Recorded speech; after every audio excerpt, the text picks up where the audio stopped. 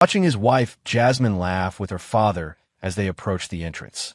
Gerald McCarthy, oil tycoon and self-made billionaire, jangled his keys with the casual arrogance of a man who'd never been told no. My wife's rich dad threw his car keys at me. Go park my Lambo, boy. It's the closest you'll ever get to one, Gerald sneered, his weathered face twisted in amusement. The keys struck Mario's chest and fell to the ground with a metallic clink. Jasmine Burt, née McCarthy, covered her mouth as she giggled. Be careful, honey, he might scratch it. Her emerald dress sparkled as she turned to follow her father toward the mahogany doors. You know how clumsy you can be. Mario bent slowly to retrieve the keys, his jaw tight. 3 years of marriage, and she still treated him like the struggling construction worker she'd met at a charity gala. What she didn't know, what neither of them knew, was that Mario Burt had clawed his way up from nothing to build an empire worth $200 million. He'd kept his wealth hidden, using shell companies and trust funds, watching and waiting.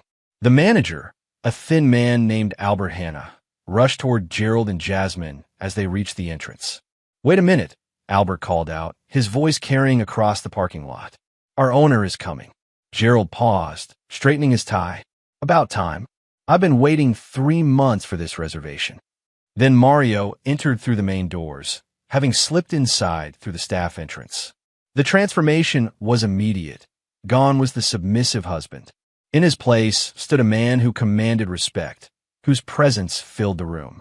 Albert bowed, slightly as Mario approached.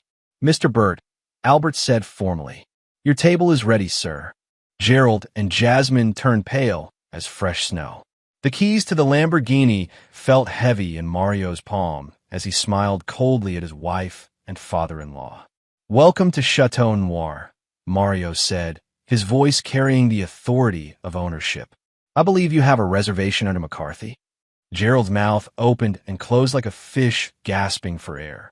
Jasmine's face drained of color, her emerald dress suddenly seeming too bright against her pallid skin. Ow, Gerald began. How what? Mario interrupted, stepping closer. How does the boy you just humiliated own the restaurant you've been dying to get into? How does the man you treat like hired help have enough money to buy your oil company 3 times over? The backstory was simple yet brutal. Mario had grown up in the foster system after his parents died in a car accident when he was 8. By 16, he was living on the streets. By 21, he'd built his first construction company with borrowed tools and sheer determination. By 25, he owned half the commercial real estate in the city. He'd learned early that people revealed their true nature when they thought you were beneath them. Jasmine had been different then, or so he'd thought. They'd met at a charity function for homeless youth. Ironic, considering she was now looking at him like he was a stranger. She'd been volunteering. He'd been the guest speaker. She'd seemed genuine, interested in his story, in him. They'd dated for 2 years before marrying in a simple ceremony. Mario had kept his wealth hidden, wanting to ensure her love was real. Now, watching her face cycle through shock, confusion, and something darker, he realized he'd been a fool. Mario! Jasmine's voice was barely a whisper. What's going on? What's going on, Mario said, tossing Gerald's keys to the actual valet, is that you've been living a lie for 3 years. Both of you. Gerald's face reddened. You let us think. I'll let you show me exactly who you are. Mario cut him off. And now I know everything I need to know. Inside the restaurant, Mario led them to a private dining room. The walls were lined with photos of Mario with senators, celebrities, and business moguls. Awards and certificates bearing his name covered one wall entirely. How long? Gerald demanded, sinking into his chair. How long have I been rich? Mario poured himself a glass of wine, leaving his guests empty-handed. Since before I met your daughter. How long have I known about her affair with Sean Vargas? 3 months. How long have I been planning what comes next? 3 months and 1 day. Jasmine's fork clattered to her plate. You know about Sean? I know everything about Sean. I know he's Gerald's business partner's son. I know he promised you a life your poor husband could never give you. I know you've been meeting him at the Meridian Hotel every Tuesday and Friday afternoon. Room 247. The silence stretched like a taut wire ready to snap. I know he's been feeding you lies about leaving his wife, about the two of you starting fresh somewhere exotic. What you don't know is that Sean's wife, Terry, is my business partner's daughter. Small world, isn't it? Gerald leaned forward. What do you want? Mario smiled, and it was the coldest expression either of them had ever seen. I want you to understand that the game has changed. You're not the players anymore. You're the pieces. As they sat in stunned silence, Mario excused himself to make a phone call. In a hallway, he dialed a number he'd memorized but never used. Dwight? It's Mario. Yes, it's time to begin. Chapter 2. The Discovery. The affair had started 4 months ago, but Mario had known about it for 3 months and 6 days. He remembered the exact moment, because it was the first time in his adult life that he'd felt completely powerless. He'd come home early from a business trip to surprise Jasmine, carrying flowers and a diamond bracelet worth more than most people's cars. The house was quiet, but her car was in the driveway. He'd climbed the stairs, already imagining her smile when she saw the gift. Instead, he'd heard them through the bedroom door. When are you going to leave him? Sean Vargas's voice carried through the thin walls of their modest home. Another lie Mario maintained to keep his wealth hidden. Soon, Jasmine had replied, her voice breathy with passion. I just need to figure out the best way. Mario's so pathetic, I almost feel sorry for him. Poor little construction worker, Sean had laughed. At least he's good with his hands, right? For manual labor, I mean. Their laughter had cut deeper than any physical wound. Mario had spent that night in his real home, a penthouse across town that Jasmine knew nothing about. He'd sat in his study, surrounded by monitors displaying his business empire, and planned their destruction. Now, 3 months later, the plan was in motion. Sean Vargas was everything Mario pretended not to be. Born into wealth, educated at Ivy League schools, married to Terry Osborne, daughter of one of the most powerful men in the state. Sean's father, Brian Wolf, was Gerald McCarthy's business partner in a massive oil drilling project in the Gulf of Mexico. What Sean didn't know was that Mario owned the drilling rights to the adjacent waters through a shell company. What Gerald didn't know was that his permits were about to be revoked due to environmental concerns that Mario had been carefully orchestrating for months.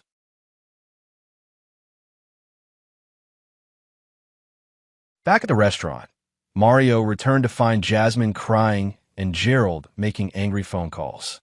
My lawyers say you can't do this, Gerald said without looking up. Do what? Mario asked innocently. Own a restaurant? Make money? Marry your daughter under false pretenses?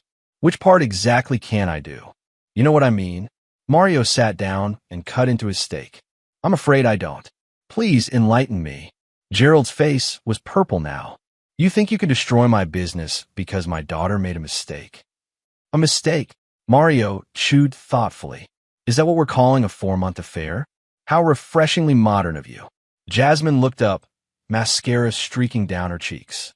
Mario, please. We can work this out. I love you. No, Mario said quietly.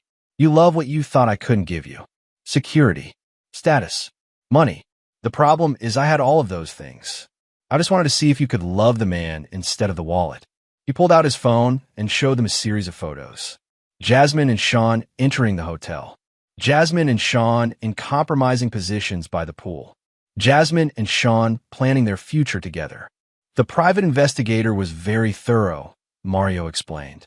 He's also very discreet. For now, what do you want? Jasmine whispered.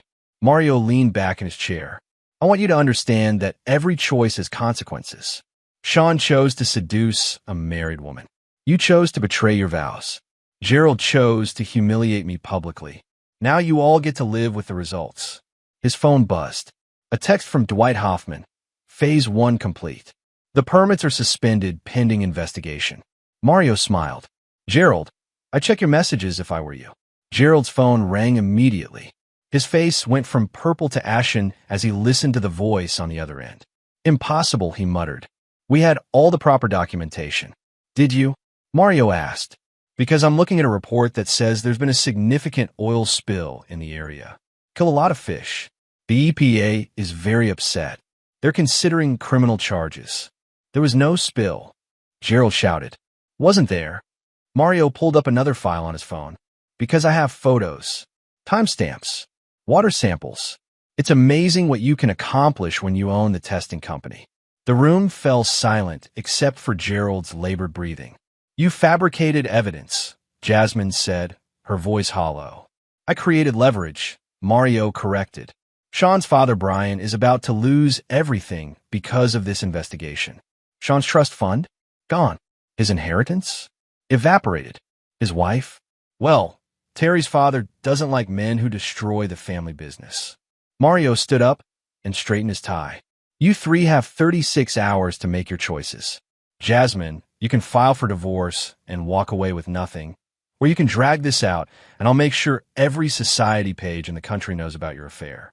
Gerald, you can publicly apologize for your behavior tonight, or you can watch your business empire crumble under federal investigation. And Sean? Jasmine asked. Mario's smile was arctic. Sean gets to learn what it feels like to lose everything he never earned in the first place. As Mario walked toward the exit, Albert approached with a concerned expression. Sir, is everything all right? Everything's perfect, Albert. Please ensure my guests have whatever they need. And Albert? Send them the bill for tonight's dinner. All of it.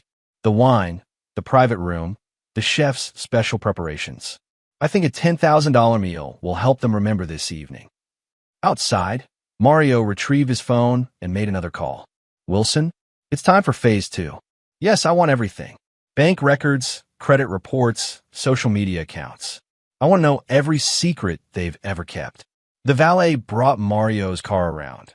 Not the modest sedan Jasmine knew about, but a black McLaren 720S worth more than most people's homes. As he drove away from Chateau Noir, Mario felt something he hadn't experienced in months. Peace. The game was no longer about hiding who he was.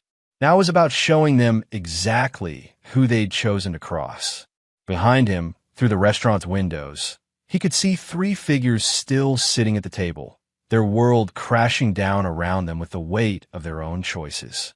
The real revenge was just beginning. Chapter 3. The Setup. Mario's penthouse occupied the entire top floor of the Meridian Tower, a building he owned through one of his many shell companies.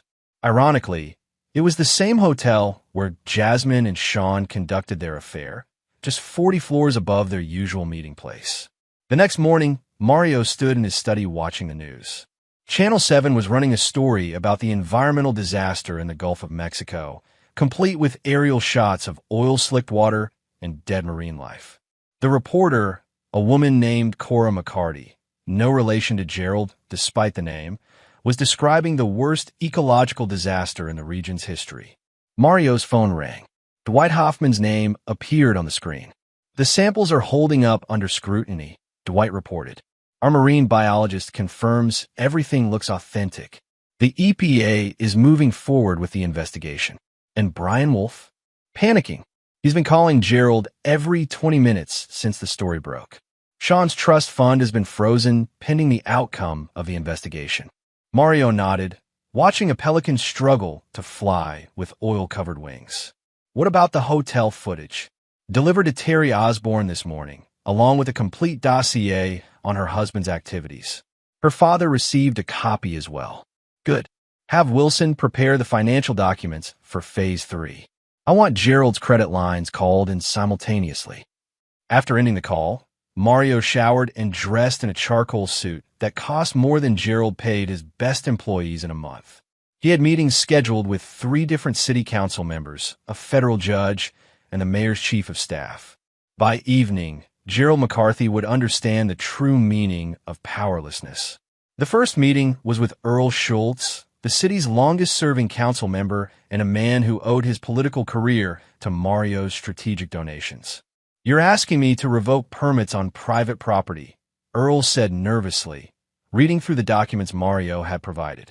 I'm asking you to enforce existing zoning laws, Mario corrected. Gerald's new downtown development violates height restrictions established in 1987. The fact that previous council members chose to overlook these violations doesn't make them legal. Earl shifted uncomfortably. This would shut down a $200 million project. That's not my concern. Following the law is. And the timing? Right after this oil spill business. Mario's expression didn't change. Coincidences happen, Earl. The question is whether you want to be on the right side of the law when this gets investigated. The threat was subtle but clear. Earl had taken bribes for years, never from Mario, but Mario had the evidence nonetheless.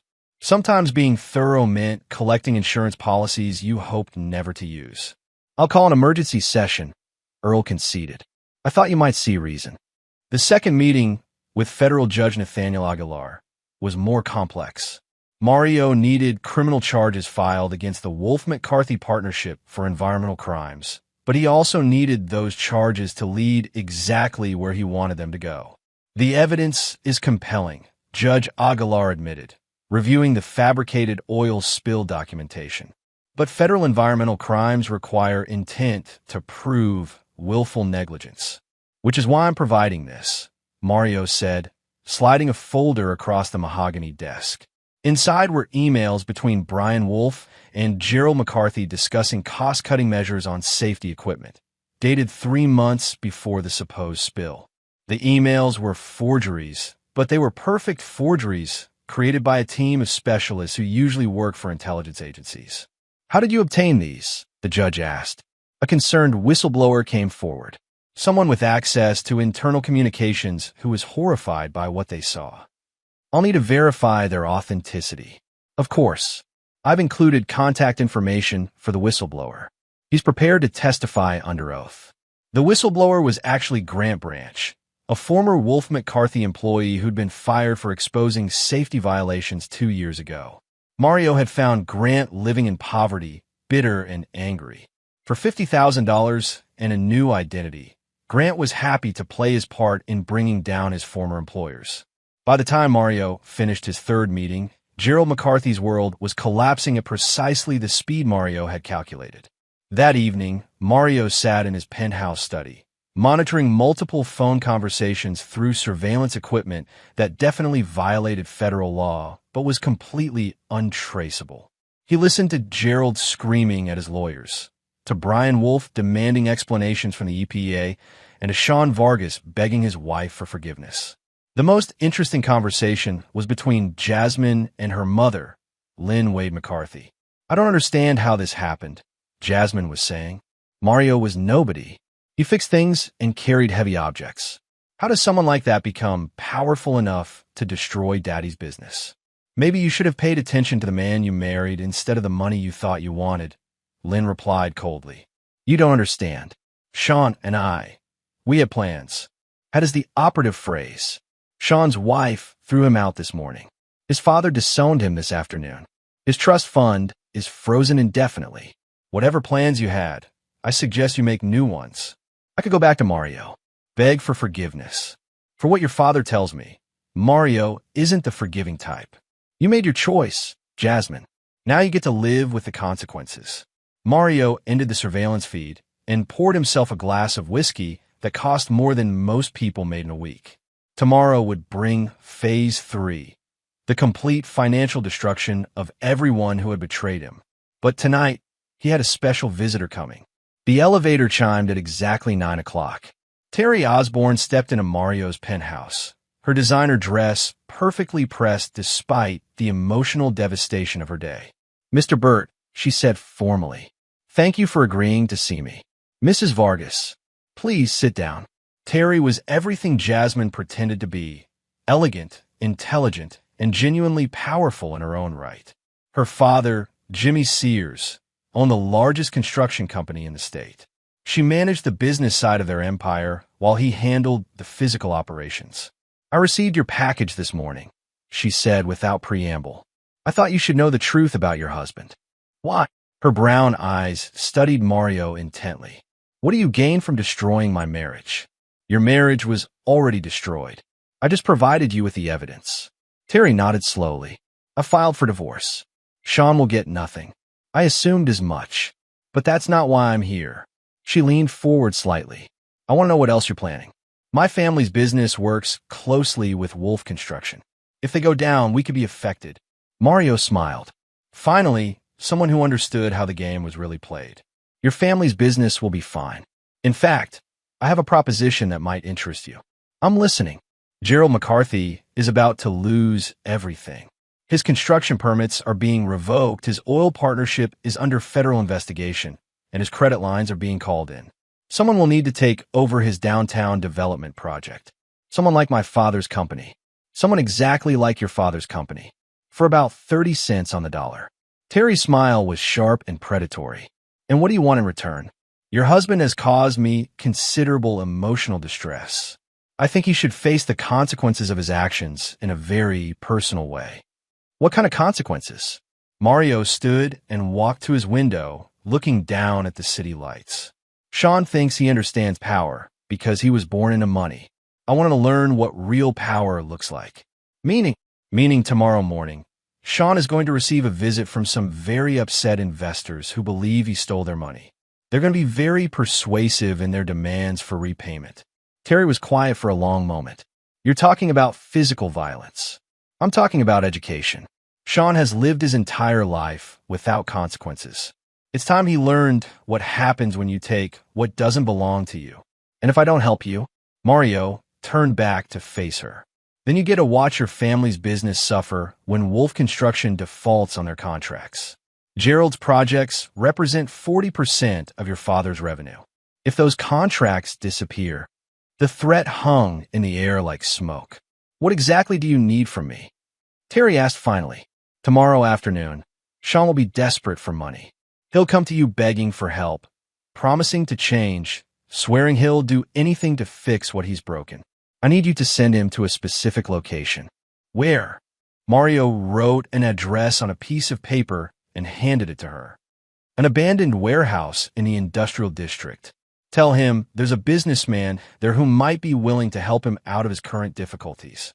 And then Sean learns what happens to people who steal what belongs to Mario Burt. Terry studied the address for a moment, then looked back at Mario. You're not just destroying their finances. You're destroying them completely. Yes. Good, she said, standing up. Sean humiliated me for months. Jasmine helped him do it. Gerald treated you like a servant. They all deserve whatever you have planned. As Terry left, Mario returned to his window. Below, the city sprawled out like a circuit board, millions of lights representing millions of lives. Tomorrow, 3 of those lives would change forever. Mario picked up his phone and dialed one final number. Jack, it's time. Yes, bring Abel and Carl. Make sure they understand. I want him scared, not dead. This isn't about killing him. It's about teaching him what real fear feels like. Phase 3 was about to begin, and Mario had no intention of showing mercy to anyone who had betrayed him. The boy who threw car keys at Mario Burt was about to meet the man who owned the keys to everyone's future. Chapter 4. The Trap Titans. Sean Vargas sat in his Porsche outside the abandoned warehouse, his hands shaking as he gripped the steering wheel. 12 hours ago, he'd been the heir to a construction fortune. Now he was a man with nothing, desperate enough to meet a stranger in the industrial district based on his estranged wife's recommendation. The morning had been a symphony of destruction orchestrated by Mario's careful planning. Sean's credit cards had been canceled simultaneously at 8 a.m. His bank accounts were frozen due to suspicious activity by 8:30. By 9 a.m., his father had disowned him publicly, releasing a statement to the press about cutting ties with family members who bring shame to the Wolf name. But the real blow had come at 10 a.m., when 3 men in expensive suits had visited Sean's downtown apartment.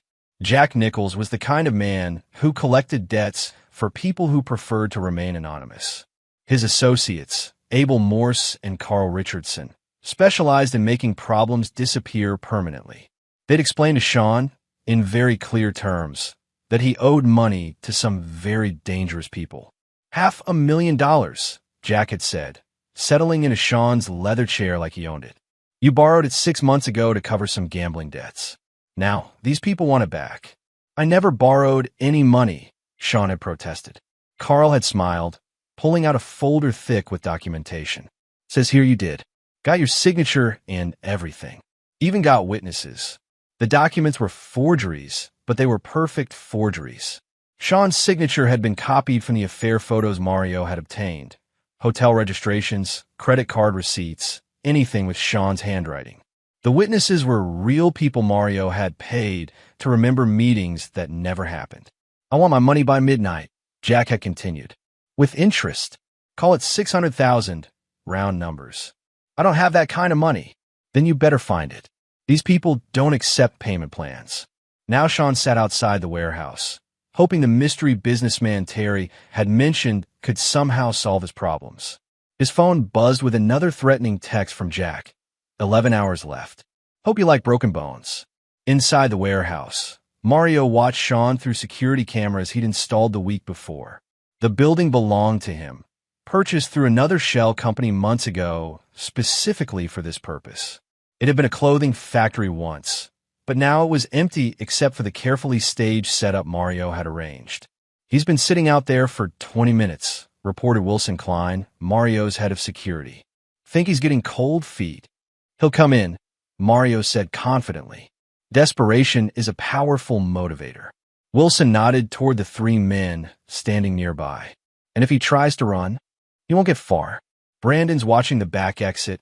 Ignacio's covering the side entrance. If Sean leaves this warehouse, it won't be the way he came in.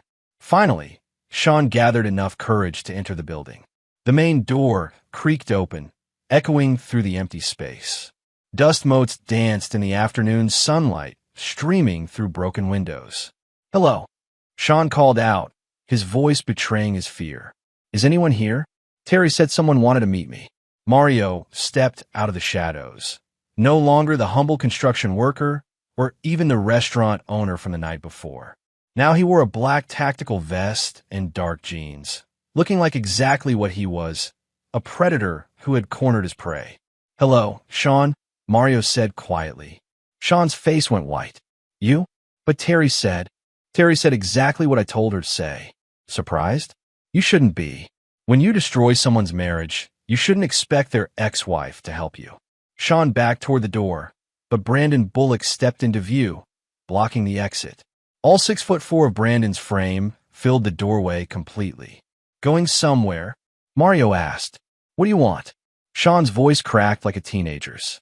I want you to understand something very important, Mario said, walking closer. You spent 4 months thinking you were taking something from me. My wife, my life, my future. But what you were really doing was taking something from yourself. I don't understand. Your freedom, Mario explained patiently. Your safety, your future.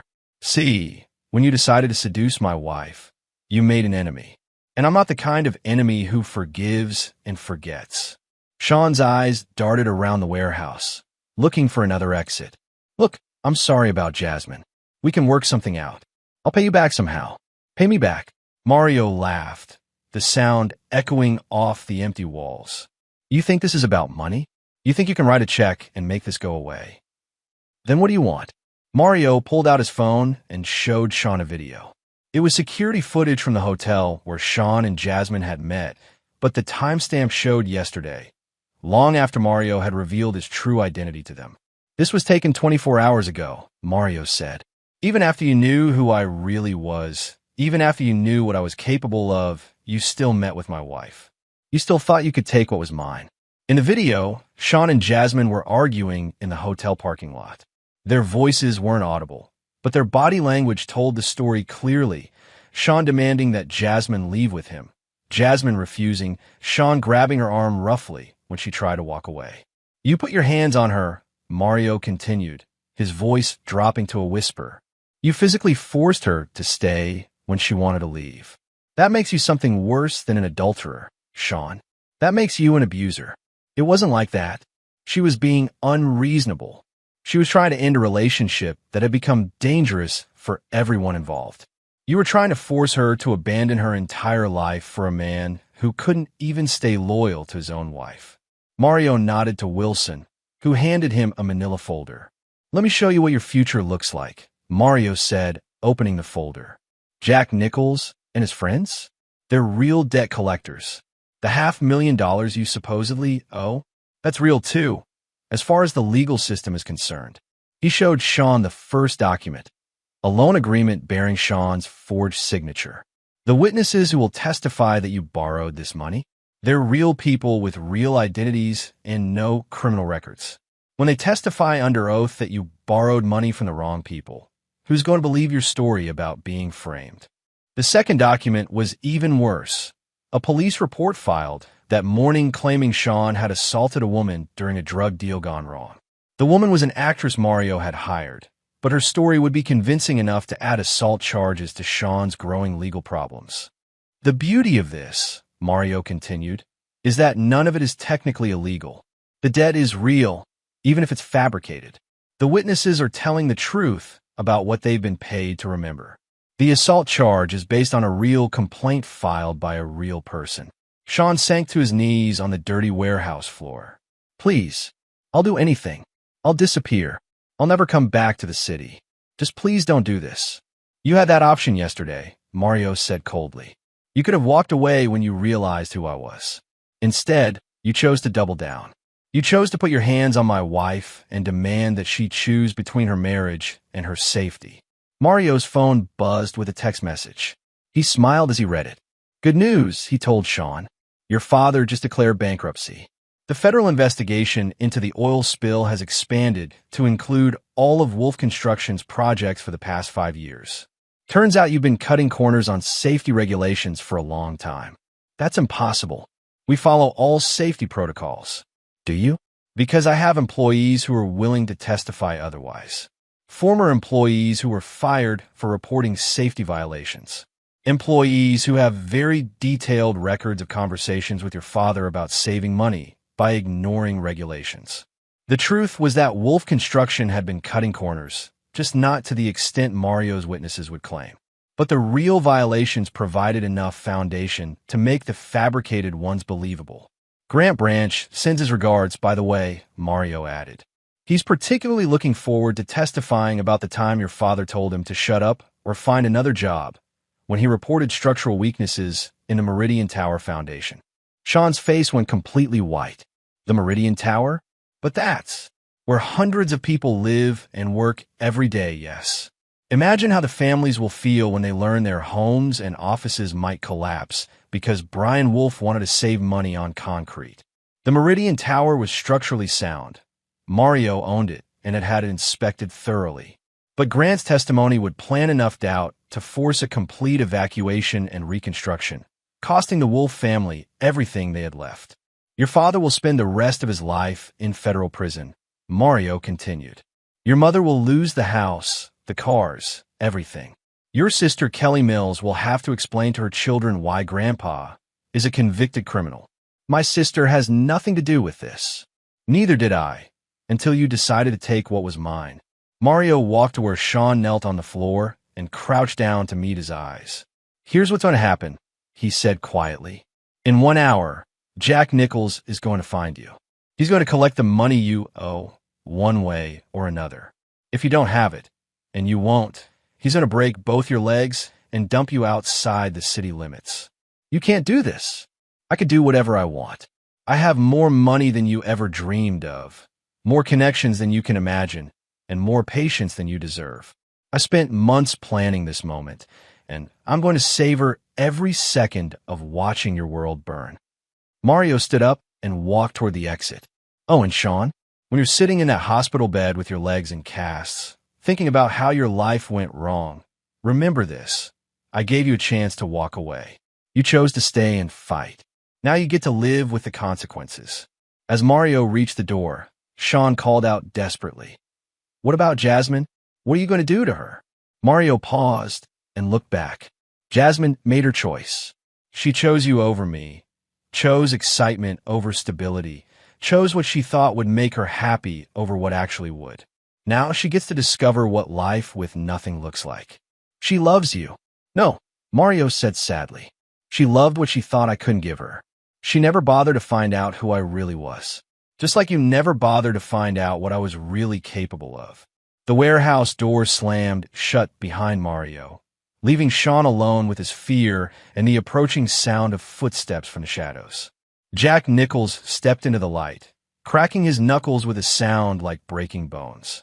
Time to pay up, Jack said cheerfully. Hope you've got good health insurance. Outside, Mario climbed into his McLaren and drove away without looking back. Phase 3 was complete. Phase 4 would be even more personal. It was time to deal with Jasmine. Chapter 5. Confrontations and Emotional Depth. Jasmine Burt stood in the kitchen of the modest home she'd shared with Mario for 3 years, staring at the divorce papers that had been delivered that morning. The house felt different now. Smaller, shabbier, like a costume she'd outgrown. Everything that had once seemed charming about their simple life now felt like evidence of the lies they'd been living. Her phone buzzed with another news alert about her father's business troubles. The headlines were getting worse. Environmental disaster linked to construction fraud. Wolf McCarthy partnership under federal investigation. Billionaire Gerald McCarthy declares bankruptcy. She tried calling Mario 17 times since leaving the restaurant the night before. Each call went straight to voicemail. Each voicemail was the same. Mario, please call me back. We need to talk. I can explain everything. But what was there to explain? That she'd fallen in love with another man because she thought her husband was poor? That she'd laughed when her father humiliated him because she was embarrassed by what she thought was his low status? That every day of their marriage had been built on her assumption that she was settling for less than she deserved? The front door opened, and for a moment Jasmine's heart leaped. But it wasn't Mario. It was Lynn Wade McCarthy, her mother, looking older than Jasmine had ever seen her. Pack your things, Lynn said without preamble. The bank is foreclosing on this house tomorrow. What? But this is our home. Your home belongs to a shell company owned by your husband.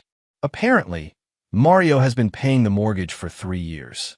Now that he's filing for divorce, he's terminating the lease. Jasmine sank into one of the kitchen chairs she'd thought they'd bought together at a second-hand store. Now she wondered if it was actually worth more than her car. How much of our life was a lie? She asked. All of it, Lynn replied bluntly. The struggling construction worker, the modest income, the financial stress you thought you were living under, all lies. Your husband is worth more money than your father ever was. But why? Why would he hide that from me? Lynn pulled out her phone and showed Jasmine a news article from 3 years ago. Local business magnate Mario Burt announces anonymous donation to Foster Youth Foundation. The photo showed Mario in an expensive suit, shaking hands with the charity's director.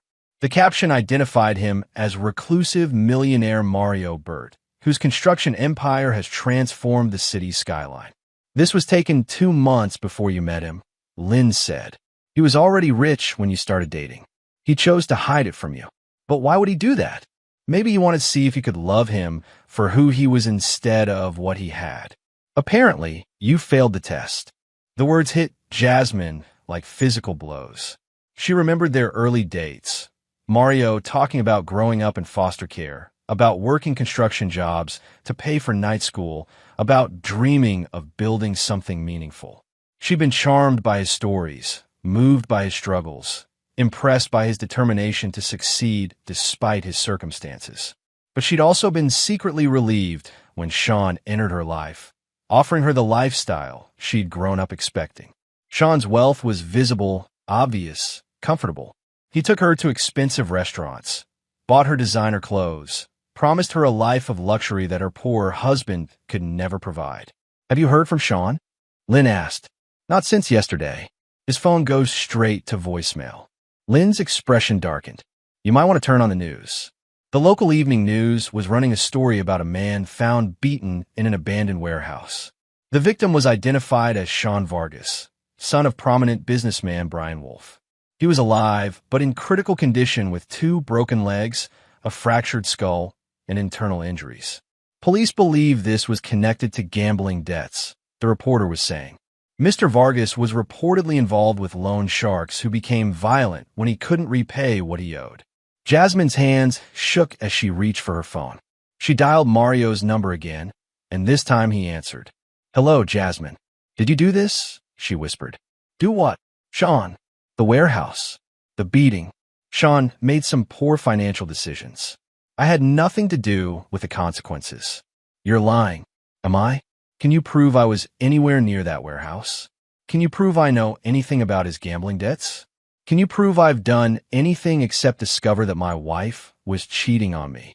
Jasmine closed her eyes. Mario, please. We need to talk. We are talking. In person. Face to face. I need to see you. There was a long silence. Finally, Mario said, fine. One conversation.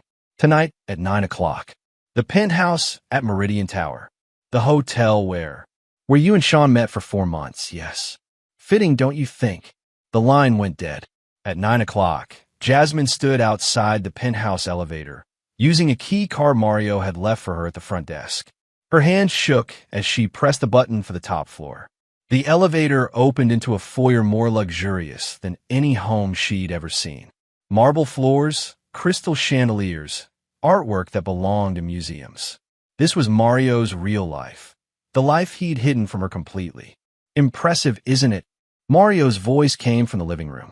Jasmine walked toward the sound and found him standing by floor-to-ceiling windows that offered a panoramic view of the city. He was wearing dark jeans and a black sweater, looking more relaxed than she'd seen him in months. How long have you lived here? She asked. 5 years. Since before we met. And you never told me. I never told you a lot of things. He turned to face her. Just like you never told me about Sean. Jasmine looked around the penthouse, at the expensive furniture, the state-of-the-art electronics, the art collection worth more than most people's homes. Why didn't you tell me? Why did you let me think we were struggling financially? Because I wanted to know if you could love Mario Burt the person, not Mario Burt the bank account. And now you know. Yes, now I know. They stood in silence, the weight of 3 years of deception hanging between them.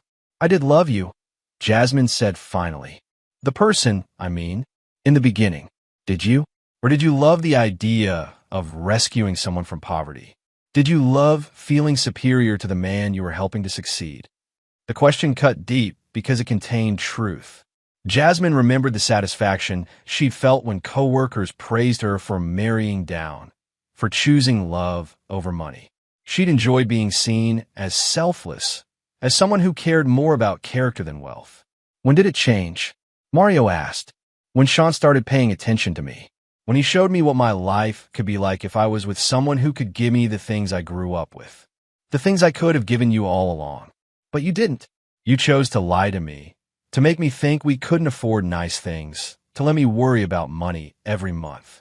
I wanted you to love me without the money. And I wanted to be loved for who I was, not because I passed some test you designed without telling me about it. They were both shouting now, 3 years of hidden resentments finally erupting. You cheated on me, Mario said. You lied to me. Jasmine shot back. I lied about having money. You lied about loving me. I did love you. You loved what you thought I was becoming. You loved the project of improving me. But when someone offered you a finished product, you jumped at the chance. Jasmine sank onto one of the leather sofas, tears streaming down her face. What happens now? Now you learn what life is like without safety nets, Mario said coldly. Your father's business is gone. Sean's family has disowned him. Your trust fund was tied to your father's company, so that's gone too. And you. I have everything I had before I met you, plus a very expensive education about the true nature of the woman I married. I'm sorry, Jasmine whispered. I'm so sorry, Mario. I made a terrible mistake. You made a choice. Multiple choices. Every day, for 4 months, you chose to betray our marriage. Every Tuesday and Friday, you chose to come to this hotel and pretend to be someone else. Every night, you came home and lied to my face about where you'd been. I can change. We can start over. Mario walked to his desk and picked up a folder. Do you know what this is? Jasmine shook her head. These are bank records for an account in the Cayman Islands. Sean's been moving money there for 6 months, skimming from his father's business to prepare for your life together. Jasmine's face went white. That's impossible. Sean wouldn't steal. Wouldn't he? He stole another man's wife. Why not another man's money? Mario showed her the records, transfers totaling nearly $2 million, all traced back to Wolf Construction accounts. The federal investigation into the oil spill, they're going to find this money. When they do, they're going to want to know how much you knew about Sean's theft. I didn't know anything. Can you prove that? Because you're the beneficiary of this account. Your name is on the signature cards. According to these records, you helped Sean steal money from his father's company to fund your future together. The documents were more of Mario's careful forgeries, but they were convincing enough to destroy what remained of Jasmine's life. "You're framing me," she said. "I'm showing you the consequences of your choices. You chose Sean over me. Sean chose theft over honesty. Now you both get to live with the results." Jasmine stood up, anger replacing despair. "You're destroying innocent people." "Innocent?" Mario laughed bitterly. "Your father threw his car keys at me and called me boy. You laughed at his humiliation. Sean seduced another man's wife and put his hands on her when she tried to leave. Which one of you is innocent? We made mistakes. You made choices. Every decision was deliberate. Every betrayal was calculated. Now you want forgiveness because the consequences are more severe than you expected." Mario walked to the window and looked out at the city lights. "I spent months planning this, Jasmine. Months learning about your father's business, about Sean's family, about every vulnerability I could exploit. Do you know why? Because you're a monster. Because I loved you.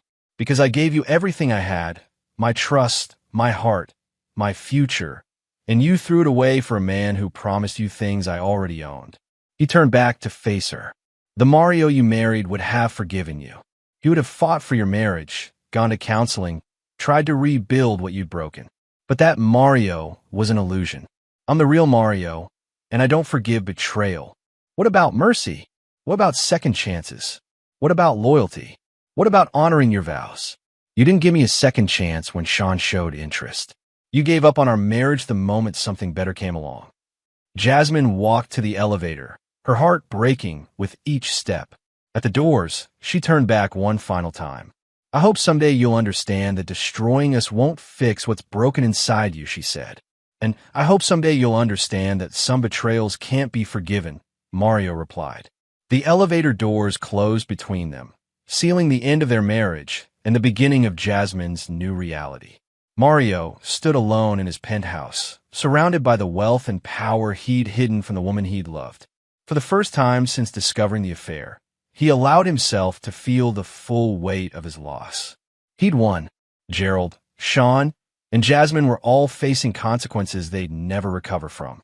But victory felt hollow when the person you'd wanted to share it with was the one who'd forced you to fight. Outside the windows, the city stretched endlessly, full of lights and possibilities. But for Mario Burt, the view would never look the same. He'd learned that love without trust was worthless, that wealth without someone to share it with was just numbers in a bank account. He'd also learned that some lessons were worth any price, even if that price was your own happiness. The game was almost over. Only one move remained. Chapter 6, The Turning Point. 3 days after Sean's beating, the first cracks in Mario's perfect plan began to show. He was in his study reviewing financial reports when Wilson Klein burst through the door without knocking, something that had never happened in their 5-year working relationship. "We have a problem," Wilson said, his usual calm demeanor replaced by visible agitation. "Define problem." Wilson placed a tablet on Mario's desk. The screen showed a local news broadcast featuring a woman Mario didn't recognize, a blonde reporter standing outside the abandoned warehouse where Sean had been attacked. "This is Cheryl Farrell from Channel 12 News," the reporter was saying. "I'm standing outside the warehouse where Sean Vargas was brutally beaten 3 days ago. But new evidence suggests this wasn't a random attack by loan sharks. We're joined now by private investigator Art Wiggins, who has been investigating the case independently." Mario's blood went cold. Art Wiggins was good, too good. If he was involved, someone had hired him specifically to uncover the truth. "Mr. Wiggins," the reporter continued, "what can you tell us about your investigation?" Art Wiggins was a thin man with sharp eyes and the kind of weathered face that came from decades of uncovering other people's secrets. "Ms. Farrell, we've discovered that Sean Vargas's so-called gambling debts may have been fabricated. The men who allegedly attacked him, Jack Nichols, Abel Morse, and Carl Richardson, have all worked for the same employer in the past 6 months. Can you tell us who that employer is?" "A private security company called Fortress Solutions. And Fortress Solutions has only one client, a shell company called Meridian Holdings." Mario's jaw tightened. Meridian Holdings was one of his companies, but it should have been impossible to trace. The ownership structure was buried under layers of legal protection that had cost him millions to establish. Mr. Wiggins, the reporter pressed, are you suggesting that someone hired these men to attack Sean Vargas? I'm suggesting that this wasn't about gambling debts. This was about revenge. Wilson paused the video. It gets worse. He swiped to another news segment, this one featuring Gerald McCarthy standing outside a federal courthouse. Despite his financial ruin, Gerald still commanded presence when he spoke to cameras. I want to be very clear about something, Gerald was saying. My family is being targeted by someone with significant resources and a personal vendetta. The oil spill that destroyed my business, the permit revocations that shut down my construction projects, the criminal charges against my partner. None of these are coincidences. Are you suggesting a conspiracy, Mr. McCarthy? Asked the reporter. I'm suggesting that when a man's entire life collapses in 72 hours, you look for patterns. And the pattern here points to one person. My son-in-law, Mario Burt. Mario leaned back in his chair. How do they connect me to Fortress Solutions? Art Wiggins is thorough, Wilson replied. He traced the payments through 3 different banks and 2 offshore accounts. It took him 60 hours, but he found the connection. And Gerald's not stupid. He put together the timeline and realized the oil spill evidence appeared right after you revealed your true identity. He's hired his own investigators. Mario stood and walked to his window. Below, the city hummed with its usual activity, but he felt like he was watching it from inside a glass cage that was slowly closing around him. What's our exposure? He asked. Criminal? Probably minimal. Everything we did was technically legal, just morally questionable. Civil? That's another story. If they can prove you orchestrated the fake oil spill, Gerald could sue for damages. How much? Everything. Your entire fortune. Mario's phone buzzed with an incoming call. The display showed a number he didn't recognize, but something told him to answer it. Mr. Burt. The voice was female, professional, unfamiliar. Who is this? Guadalupe Wright, investigative reporter for the Tribune. I'm working on a story about the recent events involving the McCarthy and Wolf families. I was hoping you might comment. I have no comment. Really? Because I have some very interesting information about Fortress Solutions, Meridia Holdings, and a series of financial transactions that seem designed to target specific individuals. Mario's grip tightened on the phone. I don't know what you're talking about. I think you do. I also think you might want to meet with me before I publish this story. It could be very damaging to a lot of innocent people, such as your employees, for instance. Fortress Solutions employs 37 people, most of them former military with families to support. When this story breaks, they'll all be unemployed and unemployable. The threat was subtle but clear. Mario could destroy Gerald, Sean, and Jasmine, but the collateral damage would extend to dozens of innocent people. Where do you want to meet? Mario asked. Cafe Luna, downtown. 1 hour. The line went. Mario turned to Wilson. Give me everything we have on Guadalupe, right? Background, employment history, financial records, family members, everything. Already working on it, Wilson replied, typing rapidly on his laptop. Former investigative reporter for the Washington Post. Won a Pulitzer for exposing government corruption. Moved to local news 3 years ago after her editor was murdered while investigating organized crime connections to city officials. Murder. Car bomb. Very professional job. Wright blamed herself for getting him involved. Took a job here to get away from the pressure. Mario nodded. So she's not easily intimidated. And she's very good at what she does. If she's investigating us, she's already found more than we want her to find. 40 minutes later, Mario sat across from Guadalupe, right in a corner booth at Cafe Luna.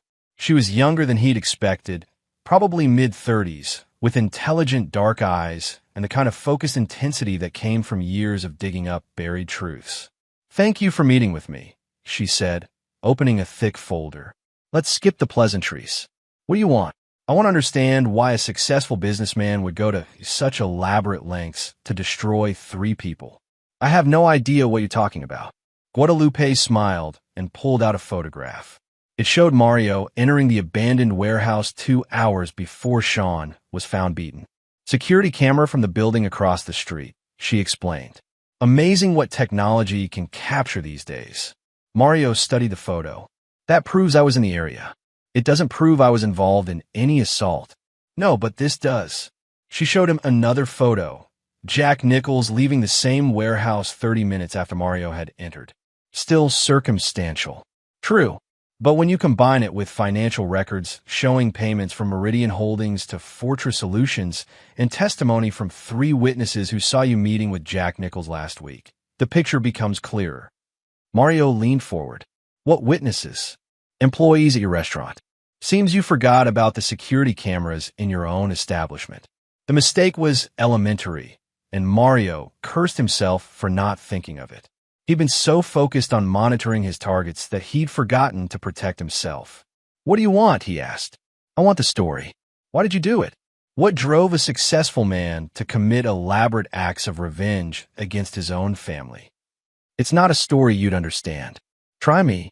Mario looked around the cafe, at the normal people living normal lives, and realized how far he'd fallen from the man he used to be. My wife cheated on me, he said simply.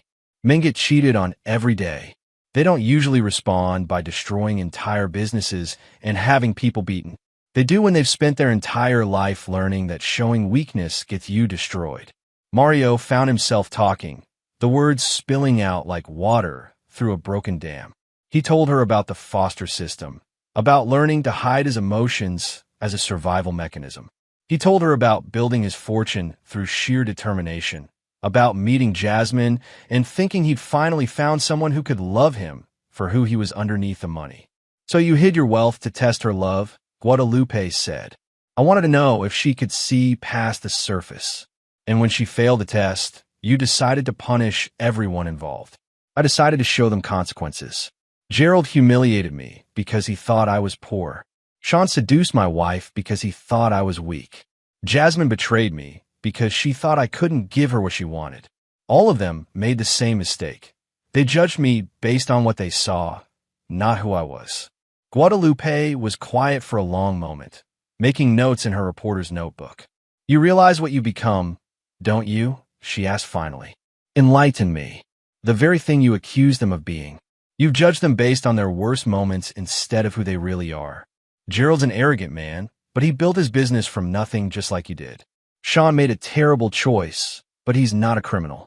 Jasmine betrayed you, but she's not a monster. They destroyed my marriage. No, Mr. Burt, you destroyed your marriage the moment you chose deception over honesty. Everything that happened after that was just consequences. The words hit Mario like physical blows. You don't understand. I understand perfectly. I've seen this story before. Powerful man feels betrayed, uses his resources to destroy the people who hurt him, justifies it by calling it justice. The only difference is the scale of your revenge. What's your point? My point is that you're about to lose everything you've worked for. And for what? To prove that you're more powerful than people who already know they're weaker than you. Guadalupe pulled out another folder, this one even thicker than the first. Gerald McCarthy has filed a civil lawsuit against you for $200 million. Sean Vargas's wife has filed criminal charges for conspiracy to commit assault. The FBI is investigating the fake environmental evidence you used to destroy Wolf Construction. You can't prove any of that. I don't have to. The investigators you didn't know about have already proven it. Art Wiggins has been feeding information to federal agents for 3 days. They have recordings, photographs, financial records, and witness testimony. Mario felt the walls closing in around him. What do you want? I want you to end this. Call off your dogs, admit what you've done, and face the consequences like the man you claim to be. And if I don't, then you'll face the consequences anyway, but you'll have destroyed even more innocent people in the process. Mario stood up to leave, but Guadalupe's next words stopped him cold. Your wife tried to kill herself last night. The coffee shop seemed to spin around Mario as he sank back into his seat. She's alive, Guadalupe continued quickly. Her mother found her in time, but she left a note apologizing for ruining your life, apologizing for not being worthy of the man you really were. You're lying. I'm not. Jasmine Burt is currently in the psychiatric ward at Metropolitan Hospital on suicide watch. She blames herself for everything that's happened to her father and Sean. Mario's carefully constructed armor of righteous anger cracked completely. She cheated on me. Yes, she did. And now she's so consumed with guilt and self-hatred that she tried to end her own life. Is it the kind of justice you were looking for? I never wanted her to. Mario's voice trailed off. To what? To suffer? To feel pain? To understand what it's like to lose everything you care about? Because that's exactly what she's experiencing. Mario buried his face in his hands. I just wanted them to understand what they'd done to me. They understand. Gerald has lost his business and his reputation. Sean is facing criminal charges and may never walk normally again. Jasmine is in a psychiatric hospital wishing she was dead. How much understanding do you need? I don't know how to stop it. Yes, you do. You started this with a plan. You can end it with a plan. The question is whether you're brave enough to admit you were wrong. Mario looked up at Guadalupe Wright, this stranger who had somehow become his confessor. What happens if I come forward? What happens if I admit everything? You face criminal charges. You lose most of your money. You probably go to prison. But you also stop the cycle of destruction before it claims any more victims. Including myself? Especially yourself. The man I'm talking to right now isn't the same man who built a fortune from nothing. That man was driven by hope and determination. You're driven by hatred and revenge. Which one do you want to be? Mario closed his eyes and saw Jasmine as she'd been on their wedding day. Radiant, hopeful, full of love for the man she thought she was marrying. She'd been wrong about who he was, but maybe he'd been wrong about who she was too. I need time to think, he said. You don't have time. The federal agents are planning to arrest you tomorrow morning. Your only choice is whether you surrender voluntarily or wait for them to come get you. Mario stood up and walked toward the exit. At the door, he turned back to Guadalupe. Why do you care what happens to me? Because I've seen what revenge does to people. It destroys the person seeking it even more than it destroys the targets. I don't want to write another story about a man who had everything and lost it all because he couldn't forgive. Maybe some things can't be forgiven. Maybe. But maybe the person who needs forgiveness most is you. Mario walked out into the evening air, his mind spinning with possibilities and consequences. For the first time in months, he wasn't sure what his next move should be. Behind him, Guadalupe Wright watched through the cafe window as Mario Burt faced the most important decision of his life. The game was about to end, but who would win remained to be seen. Chapter 7. Mario's Revenge Unfolds. Mario sat in his penthouse study at 3 in the morning, surrounded by monitors displaying security feeds from across the city. Federal agents were already positioning themselves around the building. He could see them in the parking garage, in the lobby, on the street corners. They thought they were being subtle. His phone buzzed with a text from Wilson. Charges being filed in 6 hours. Last chance to disappear. Mario stared at the message for a long moment, then deleted it. Running wasn't an option. He'd built his entire life on the principle that actions had consequences, and now it was time to face his own. But first, he had one final move to make. He opened his secure laptop and began typing commands that would activate the last phase of his plan, a phase he'd hoped never to use, but had prepared nonetheless. If he was going down, he wouldn't go down alone. The first command transferred $50 million from Gerald McCarthy's frozen assets back to the accounts they'd been taken from. The federal investigation had seized Gerald's money based on Mario's fabricated evidence, but the seizure had been legal. Now Mario was returning what had been stolen through legitimate legal channels. The second command released a comprehensive dossier to every major news outlet in the country. The files contained detailed evidence of actual corruption within the Wolf Construction Company. Not the fabricated environmental crimes Mario had created, but real safety violations that Brian Wolf had covered up for years. Mario hadn't needed to create evidence against Wolf Construction.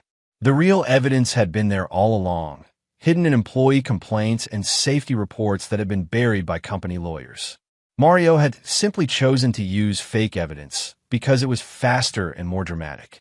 Now, the real evidence would surface, ensuring that Brian Wolf faced genuine consequences for legitimate crimes. The third command was more personal. It activated a trust fund that would provide for Sean Vargas's medical expenses and rehabilitation costs. The money came with conditions. Sean would have to complete therapy for his gambling addiction and abusive behavior, and he could never contact Jasmine again. But it would ensure that he recovered physically from the beating Mario had orchestrated. The fourth and most important command initiated a complete financial transfer. Every shell company, every hidden asset, every penny of Mario's fortune would be consolidated into a single trust fund with Jasmine as the sole beneficiary. The transfer was irrevocable and would take effect the moment Mario was arrested. He wasn't doing this out of love or forgiveness. He was doing it because Guadalupe Wright had been right about one thing.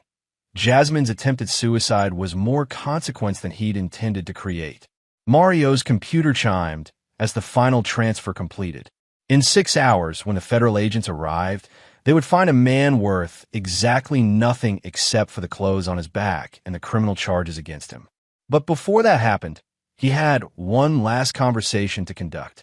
The Metropolitan Hospital psychiatric ward was heavily secured, but Mario had been visiting patients in various hospitals for years through his charitable foundation.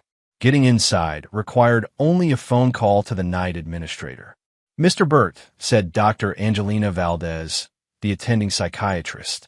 "I have to say, I'm surprised to see you here. How is she?" "Stable. The suicide attempt was serious. She would have died if her mother hadn't found her. But she's responding well to treatment. Can I see her?" Dr. Valdez hesitated. "That depends. Are you here as her husband or as the man who's been systematically destroying her life for the past week?" "Both, I suppose. She's very fragile right now. If you're here to cause more damage, I'm here to end it." Dr. Valdez studied Mario's face for a long moment, then nodded. "Room 314. 10 minutes only."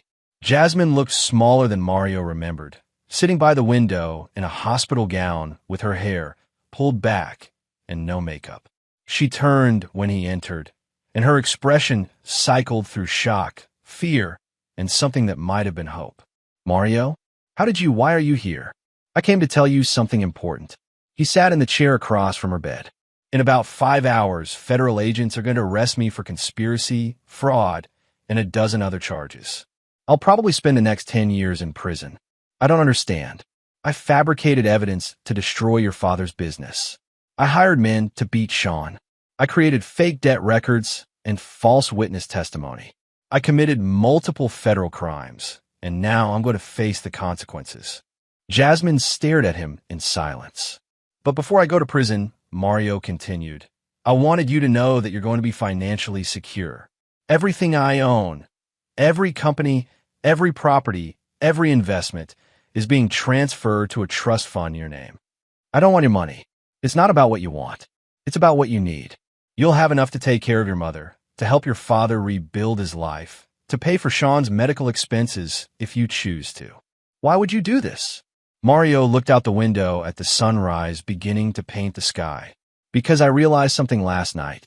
The man you fell in love with 3 years ago, the one who told you stories about growing up in foster care and working construction jobs, he was real.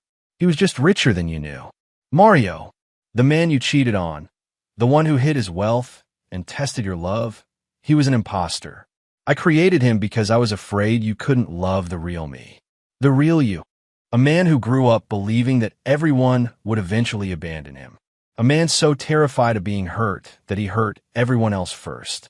A man who spent months planning elaborate revenge because he couldn't face the simple truth that his marriage failed because he never trusted his wife enough to be honest with her." Jasmine wiped tears from her eyes. "I did love you. The person, not the money. I fell in love with your stories, your dreams, your determination. I fell in love with the man who came from nothing and built something meaningful. But you fell out of love when things got difficult. I fell out of love when I started feeling like I wasn't enough for you. Like you were settling for me because you thought you couldn't do better. That's not true, isn't it? You never told me about your real life, your real friends, your real interests. You played a role for 3 years, and I was just a prop in your performance." Mario realized she was right. He'd been so focused on testing her love that he'd never given her the chance to love the real him. "I made a lot of mistakes," he admitted. "We both did. The difference is that my mistakes destroyed people's lives, and my mistakes destroyed our marriage. They sat in silence, watching the sun rise over the city they'd both called home for 3 years without ever really knowing each other. What happens now? Jasmine asked. Now I go to prison and you get to start over.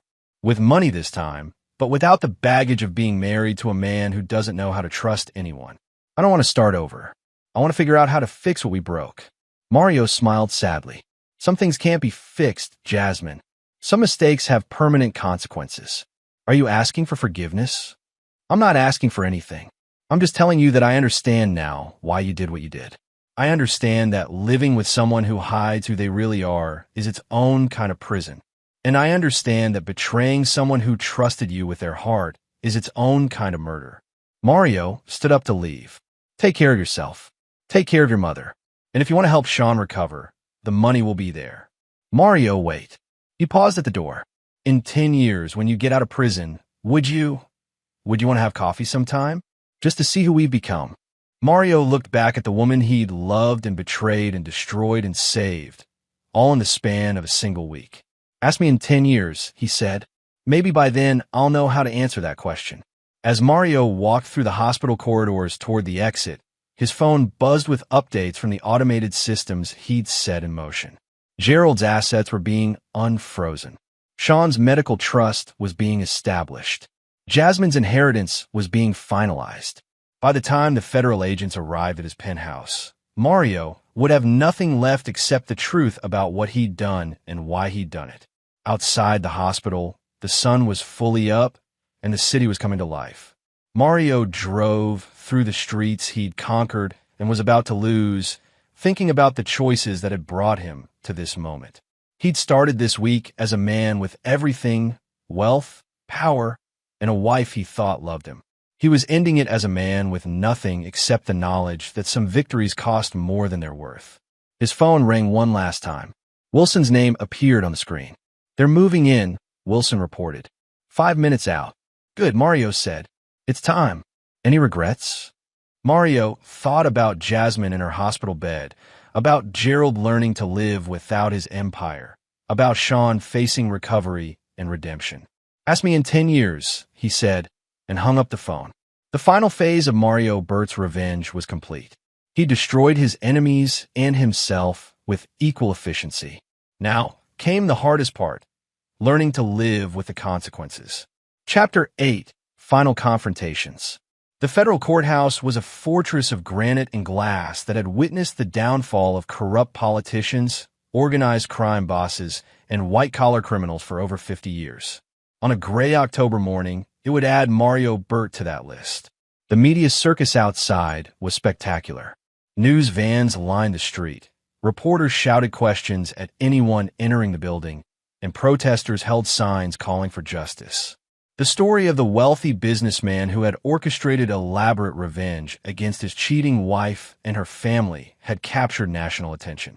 Inside the courthouse, Mario sat at the defendant's table wearing an orange jumpsuit that marked him as a man who had fallen from the highest heights to the lowest depths.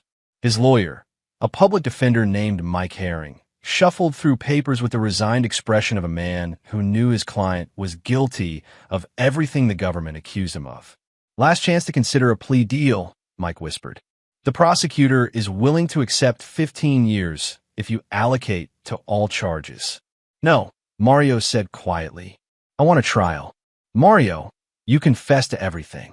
You provided the evidence against yourself. There's no defense here. There doesn't need to be a defense. I just want the whole story told.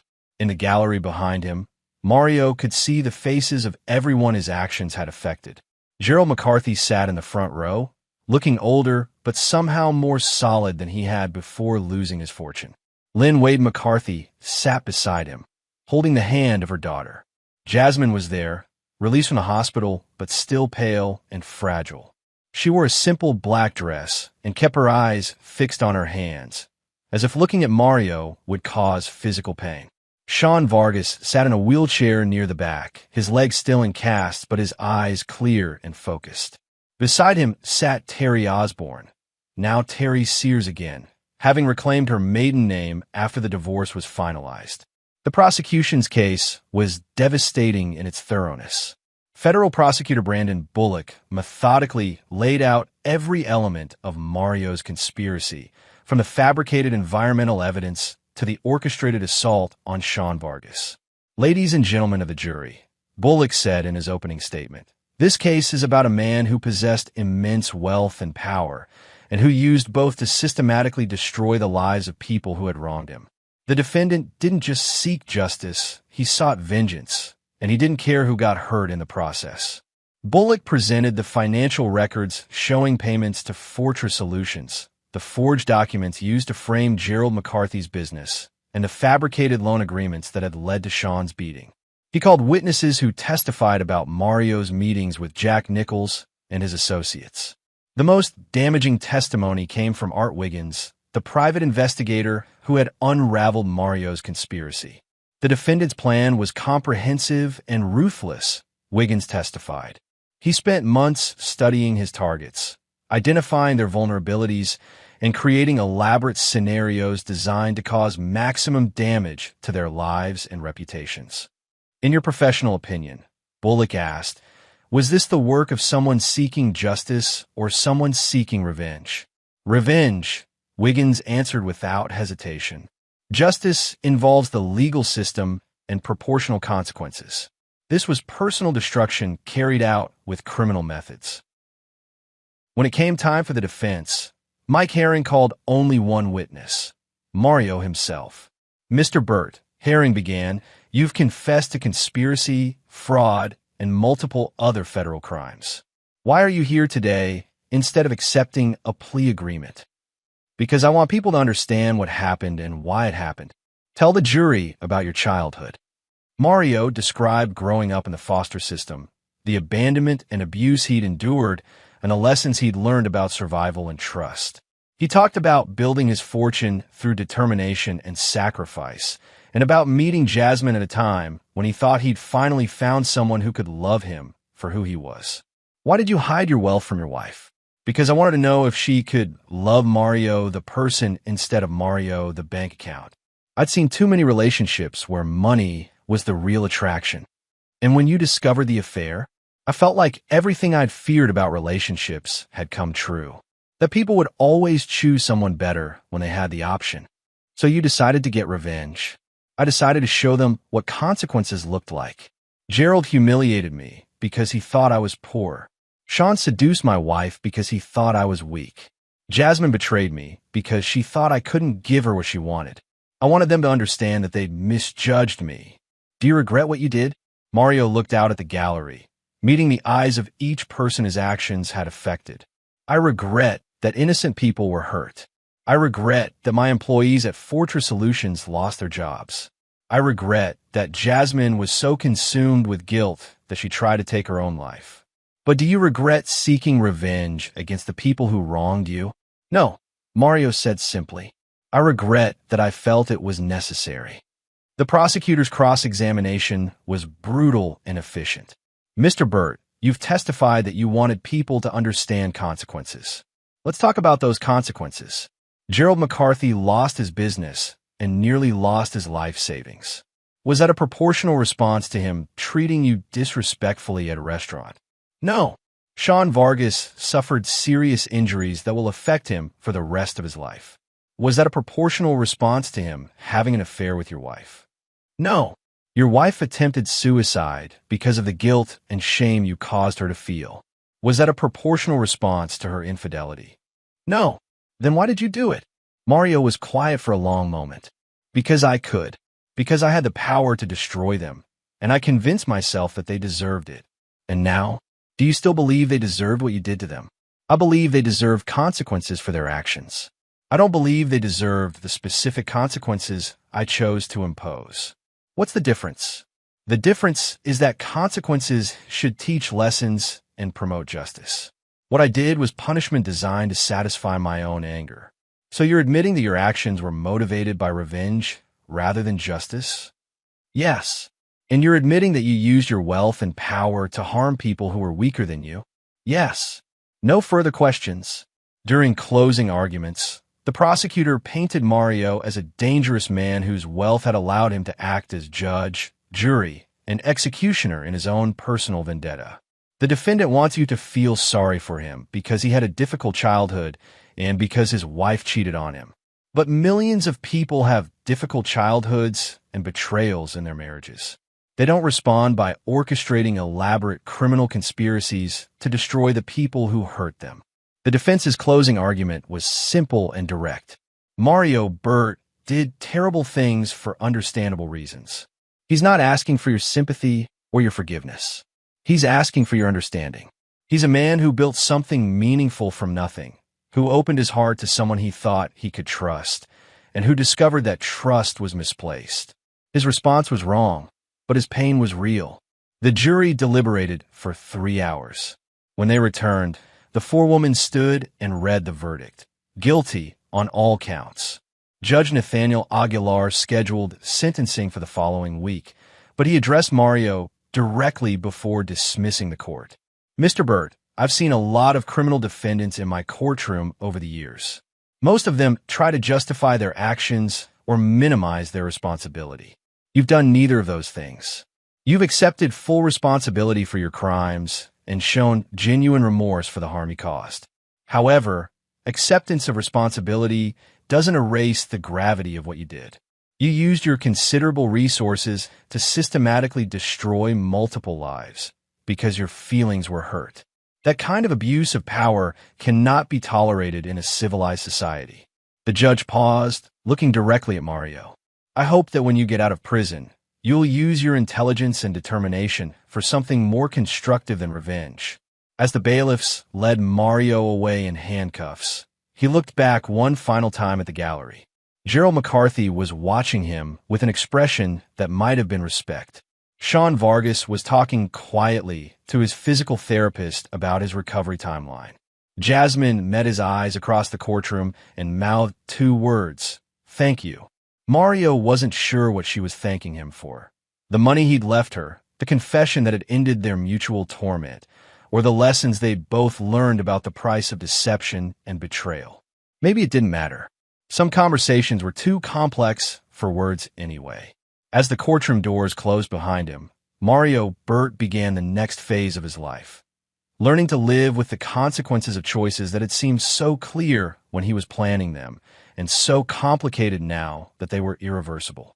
The man who had once controlled everything was about to discover what it meant to control nothing except his own response to the circumstances he'd created. It would be the hardest lesson of his life. Chapter 9, Brutal Conclusion. 22 months later, Mario sat in the visiting room of Federal Correctional Institution Oakdale, a medium-security prison in Louisiana where white-collar criminals serve their sentences alongside drug dealers and bank robbers. He'd been expecting this visit for weeks, ever since Jasmine had written to tell him she was coming. She looked different, stronger, more confident, wearing clothes that suggested financial stability but not ostentation. Her hair was shorter, and there was something in her eyes that hadn't been there during their marriage, self-knowledge. "You look good," Mario said as she sat across from him at the metal table.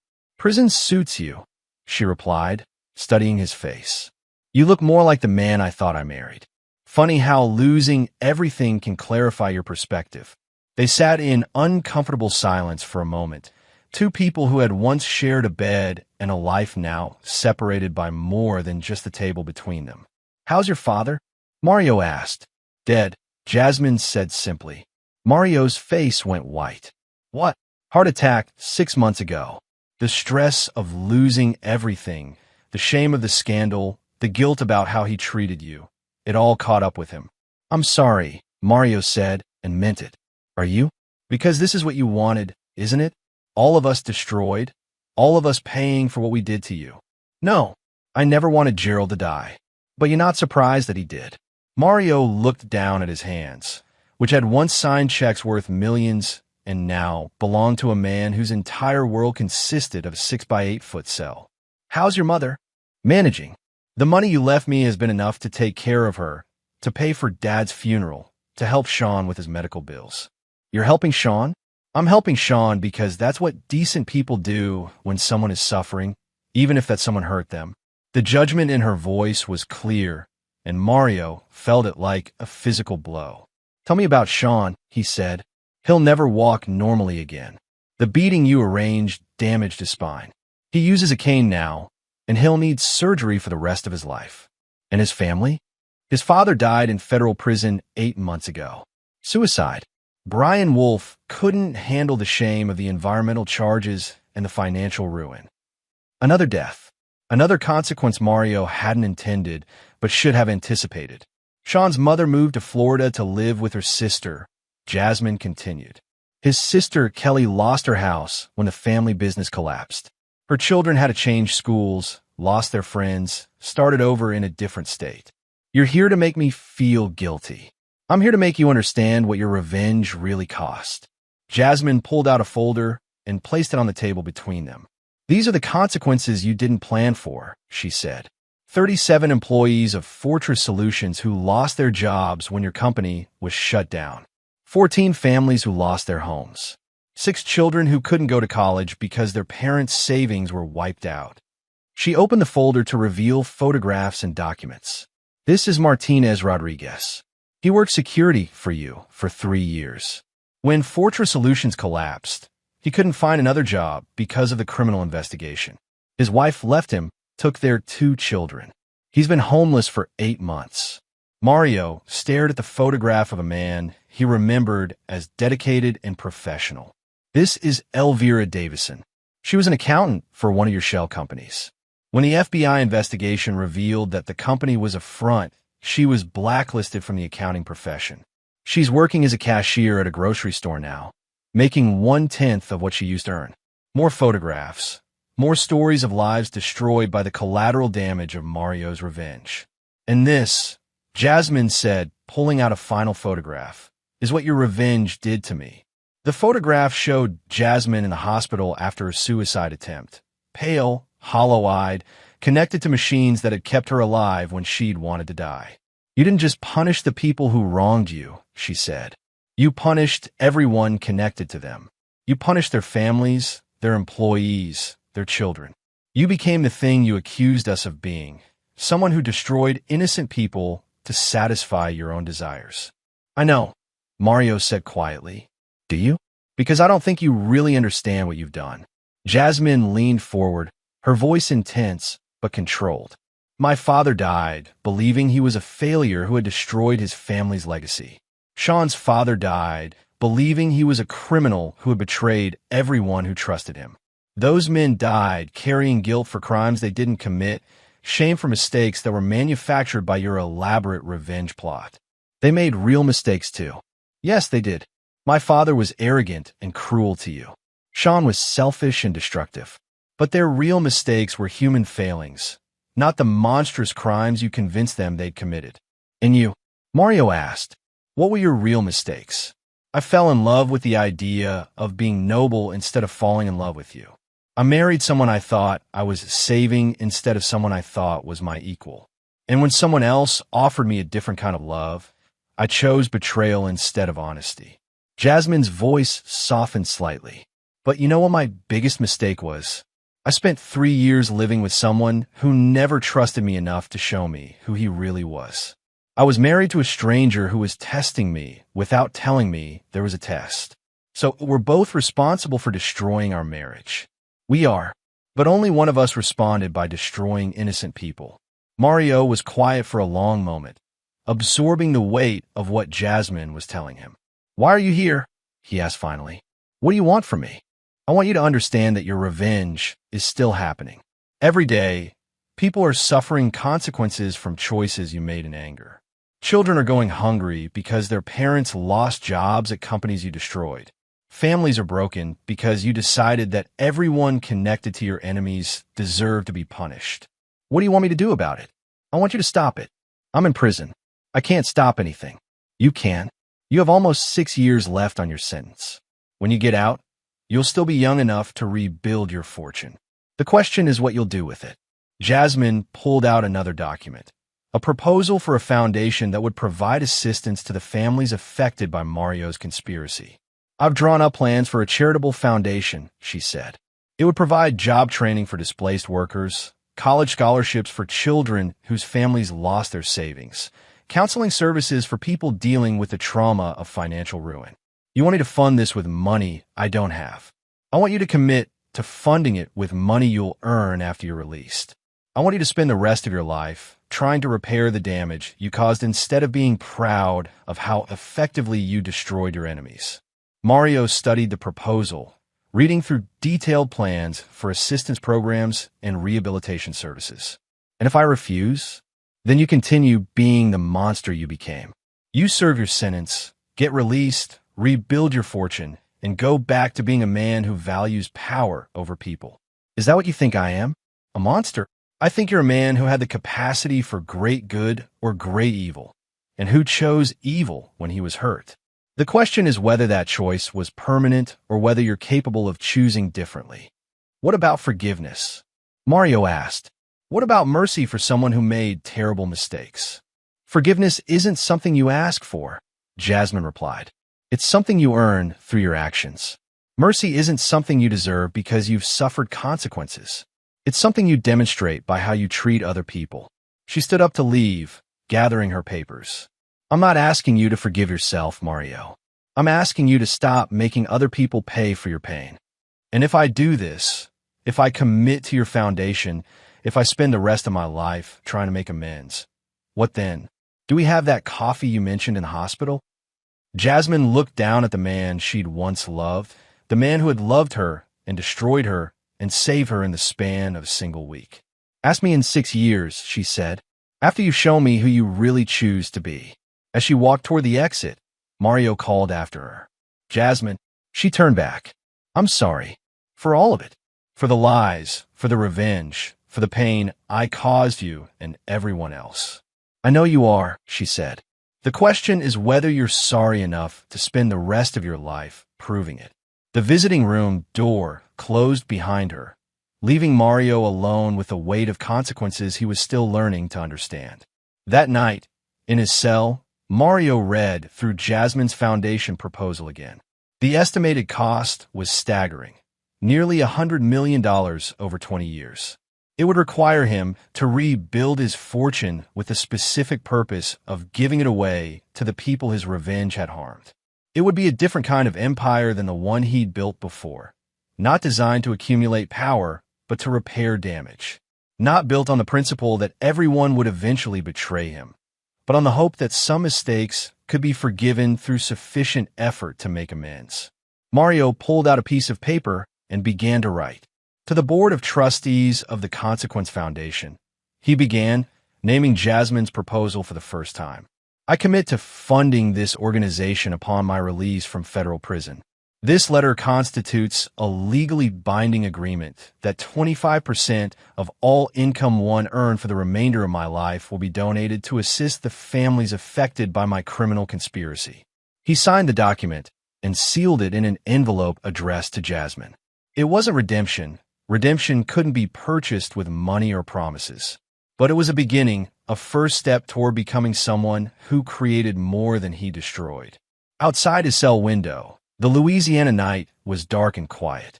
Mario had 6 years and 4 months left to serve. 6 years and 4 months to think about the man he'd been and the man he wanted to become.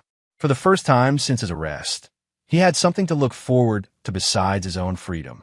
He had the possibility of earning something more valuable than wealth or power, the right to forgive himself for the choices that had brought him to this place. The boy who had thrown car keys at him would never again have that power over Mario Bird. But the man who had caught those keys would spend the rest of his life learning what real strength looked like. It wouldn't be the ending Mario had planned when he started his elaborate revenge, but it might be the ending he deserved. Time would tell. And there you have it. Another story comes to an end. What did you think? I'd love to hear your thoughts in the comments below. If you enjoy this story, consider joining our community by subscribing. It means the world to us. For more stories like this one, check out the recommended videos on screen, and I'll see you there.